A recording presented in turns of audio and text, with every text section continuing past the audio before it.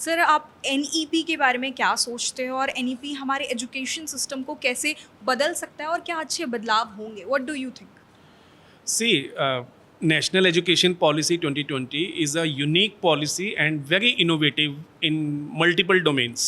Like it's talking of school education, bringing all together a new structure for school education. For higher education, it's bringing another new structure for higher education, and it's looking at teacher education as the core component of the entire education system.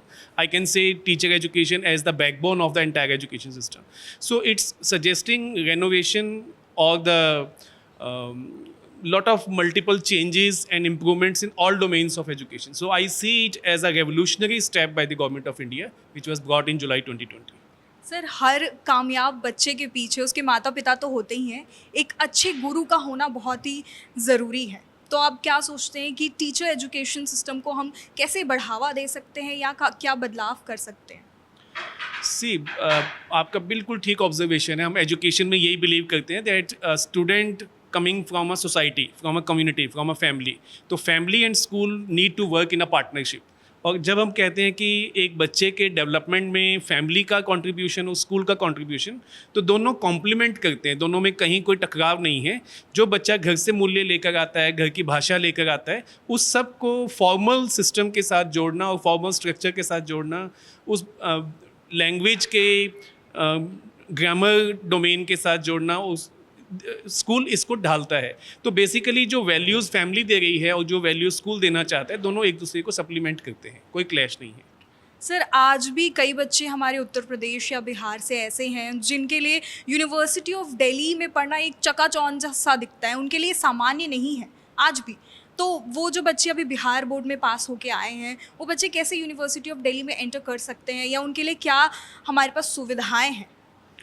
बहुत अच्छा सवाल पूछा आपने, क्योंकि पहले ये सवाल ज़्यादा रेलिवेंट था, आज थोड़ा सा कम है। मैं बताता हूँ क्यों कम है। पिछले साल जब सेंट्रल गवर्नमेंट ने CUET common university entrance test introduce किया, तो यूनिवर्सिटी ऑफ दिल्ली ने, हमारे जो प्रेजेंट वाइस चांसलर हैं प्रोफेसर योगेश सिंह, उनकी लीडरशिप में CUET को अडॉप्ट किया फॉर अंडर ग्रेजुएट कोर्सेज।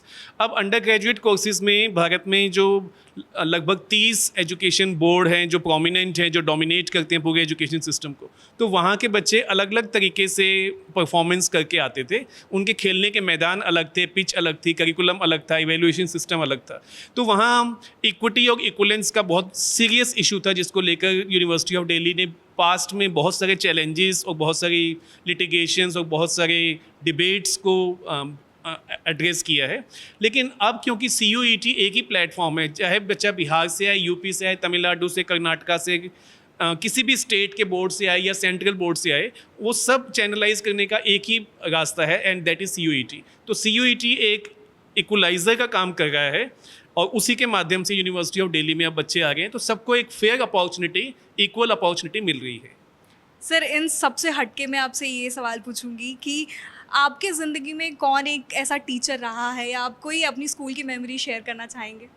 हाँ, देखिए, हर इंडिविजुअल की लाइफ में कुछ टीचर्स ऐसे ज़रूर होते हैं जो उसके मेंटर होते हैं, जिन्होंने उसकी लाइफ में ना सिर्फ उसके कॉग्निटिव डोमेन को बल्कि इमोशनल, सोशल, पर्सनल डोमेन को शेप अप किया है, गाइडेंस दी है। आपकी लाइफ में भी ऐसे कुछ टीचर्स जरूर रहे होंगे।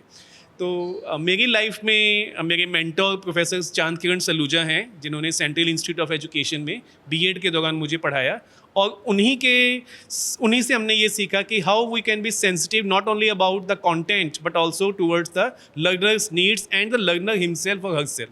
तो ये जो एक लर्निंग इंपॉर्टेंट हुई, और आज भी मैं उनसे टच में हूँ, बहुत कुछ सीखता हूँ, और I am proud of being his disciple. Sir, education ऐसे अवार्ड्स देना, जैसे कि हमारे जागरण जोश ने ऑर्गेनाइज किया है, तो हाउ डू यू फील कि ऐसे एजुकेशन अवार्ड्स हमारे एजुकेशन सिस्टम में कोई बदलाव ला सकते हैं? What do you feel about this? बिल्कुल ला सकते हैं। यूनिवर्सिटी ऑफ दिल्ली ने पिछले वीक अपना एनुअल अवार्ड सेरेमनी किया, और उसमें best teachers retired category, 45 years and above, 45 years and below, best worker, curriculum developer, इस कैटेगरी में अवार्ड्स दिए। इस तरह के अवार्ड्स सिंपली आपके काम की रिकॉग्निशन है, पहचान है कि आपने क्या किया। समाज आपको किसी न किसी तरह से ना सिर्फ एक्नॉलेज करता है बल्कि ऑनर करता है आपके काम के लिए। तो मुझे लगता है किसी भी प्रोफेशन में मोटिवेशन, इंसेंटिव्स का अपना इंपॉर्टेंट रोल होता है। और आज की दुनिया में जब बहुत कुछ ऐसा हो गया है जहाँ शिक्षा पीछे छूटती जा रही है, तो शिक्षकों को भी प्रोत्साहन मिलना चाहिए, बढ़ावा मिलना चाहिए। तो जागरण जोश का ये जो इनिशिएटिव है, this is really commendable, I appreciate it, and I wish them all the best for this new conclave today. Thank you so much, sir.